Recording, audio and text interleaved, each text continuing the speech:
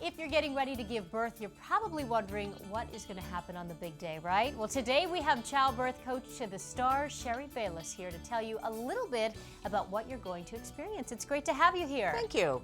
We have a lot of questions to ask you. Okay. But first, we want to stress that this is just an overview. It's not a substitute for a class, and you should sign up for a class, right? We definitely agree that most people should take a class, a live class, because you can get your questions answered that much faster. However, if you are stuck on bed rest, if you have a time problem, the DVDs and the book really help out. Okay, so let's start with the actual signs of labor. What can you expect and when will they start? Well, usually they happen about 24 hours before real labor. Well, let me just explain that.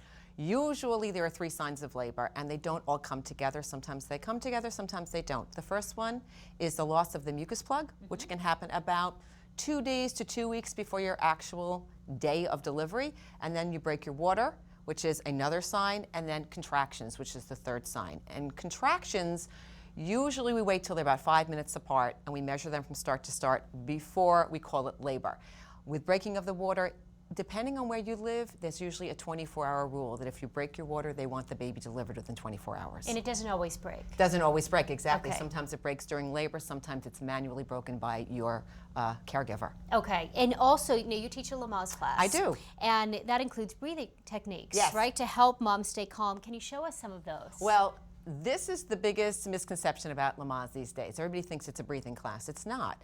It's actually all about the labor and delivery. But the one breathing technique that has remained in the curriculum after all these years is what they call the slow chest breathing. Okay. And that is just a very simple in through the nose, out through the mouth.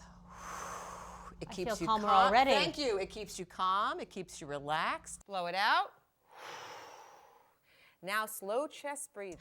It's a way to sort of manage your way through the beginning of labor. And then there are other comfort measures that go along with that.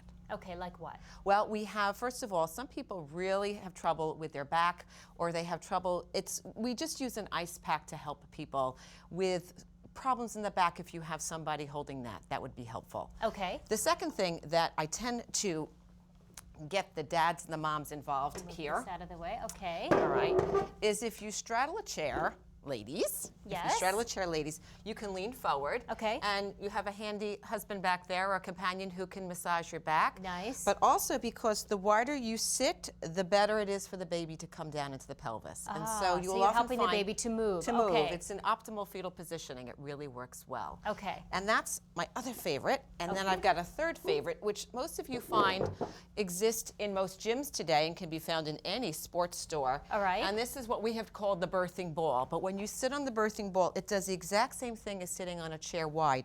It widens your pelvis and it really helps you relax and let your bottom do what it needs to do and the baby descend. And it's hard to find a comfortable position when you're in labor, so that looks so much more comfortable than trying to lie in a bed also. Absolutely. You can actually put this in front of you on the bed and hang over it as well, or even put it in your back and lean it against the wall and lunge back and forth.